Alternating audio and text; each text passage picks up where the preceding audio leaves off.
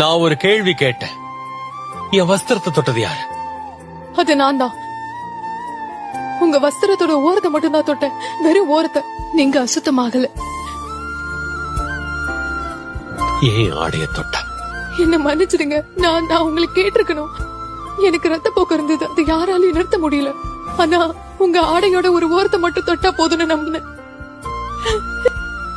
நான் நினைச்சது சரிதான். என் மகளே. நான் இனி யாருக்கும் மகள் இல்ல. மகளே, உன்னை குணப்படுத்தினது என்னோட ஆடை இல்ல. ஆனா நான் உடனே அதை உணர்ந்தேன். எனக்கு தெரியும், ஆனா இதனால இல்ல.